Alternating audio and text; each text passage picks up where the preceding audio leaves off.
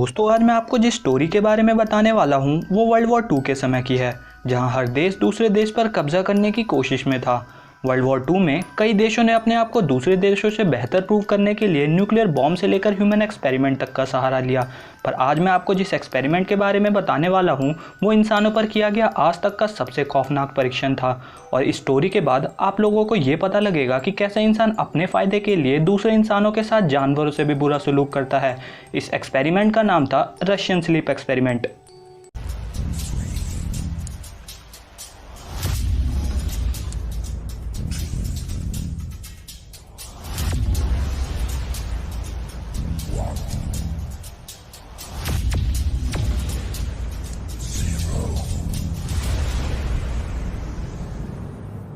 1940 में world war के दौरान रशियन मिलिट्री साइंटिस्ट को कुछ ऐसी गैसेस के बारे में पता लगता है जिससे इंसान कई दिनों तक बिना सोए रह सके। उस गैस के बारे में और ज़्यादा जानने के लिए रशियन साइंटिस्ट उसे इंसानों पर इस्तेमाल करने का सोचते हैं, जहां वो वॉर में पकड़े गए 5 प्रिजनर्स को ये कहकर उस एक्सपेरिमेंट के लिए राज़ी करते हैं कि अगर वो 30 दिनों तक बिना सोए एक चेंबर में रह सके तो वो उन्हें छोड़ देंगे। पर ऐसा होने नहीं वाला था। प्रिजनर्स ये बात सुनकर उस एक्सपेरिमेंट के लिए राज़ी हो जाते हैं, जहां उन प्रिजनर्स को वो एक चेंबर में रखते हैं जहां बाहर से तो सब कुछ ग्लास द्वारा देखा जा सकता था, पर अंदर से कोई बाहर की चीज़ें देख नहीं सकता था। उस चेंबर में उसी गैस के साथ ऑक्सीजन थोड़ी थोड़ी मात्रा में अंदर छोड़ा जाता था ताकि उन 5 की सांसें चलती रहे। एक्सपेरिमेंट शुरू होने के बाद कुछ दिन तो सब कुछ नॉर्मल था, जहां वो 5 प्रिजनर्स एक दूसरे से नॉर्मली बात कर रहे थे। पर जैसे जैसे दिन आगे बढ़ रहा था उनकी बातें भी कम होती जा रही थी। 9वें दिन रिसर्चर्स नोटिस करते हैं कि उनमें से एक प्रिजनर्स अचानक चीखना शुरू कर देता है। कई घंटे तक वो लगातार चीखता रहता है, पर उसके सामने बैठे दूसरे प्रिजनर्स बिना कोई रिएक्शन दिए चुपचाप बैठे थे। कई घंटे चीखने के कारण उस आदमी के गले का वोकल कॉर्ड बुरी तरह से फट जाता है और उसका पूरा शरीर पैरालाइज हो जाता है। उसके चुप होते ही दूसरा प्रिजनर्स अचानक से चीखने लगता है, पर उसके चीखते समय बाकी के प्रिजनर्स उस ग्लास को पेपर से कवर कर रहे थे ताकि रिसर्चर्स अंदर का कुछ देख ना सके।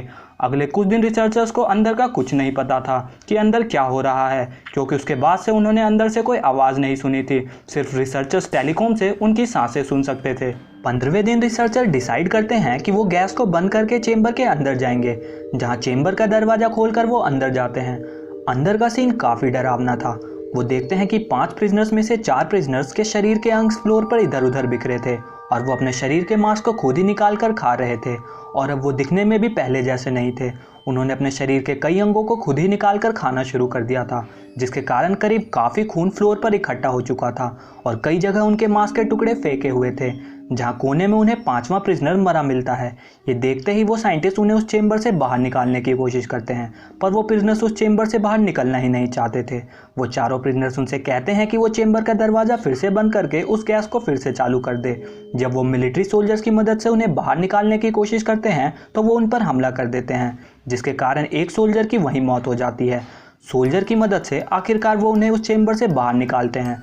उन्हें स्ट्रॉन्ग सेडेटिव्स और ड्रग दिया जाता है ताकि उस हालत में भी वो जिंदा रह सके।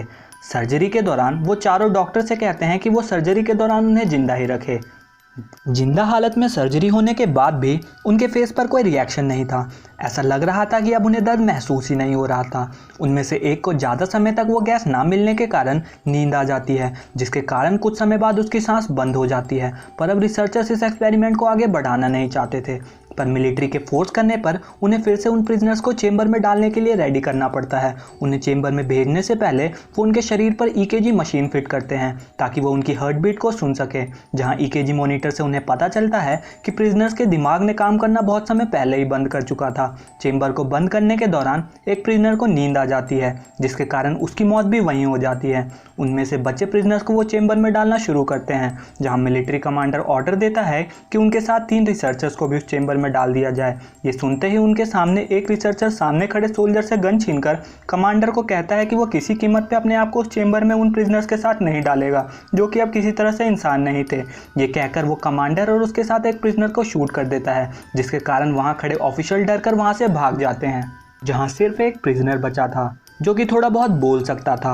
वो रिसर्चर डरकर उस प्रिजनर से पूछता है कि तुम आखिर हो कौन, जहां वो प्रिजनर थोड़ा हंसते हुए कहता है कि मैं वही हूं जो तुम लोग दूसरों से छुपाकर अपने अंदर रखते हो। ये सुनकर वो रिसर्चर थोड़ी देर शांत बैठता है और बंदूक फिर उसकी दिल पर रखकर गोली चला देता है, जहां वो प्रिजनर मरते वक्त धीरे से कहता है कि अब मैं आज़ाद हूँ।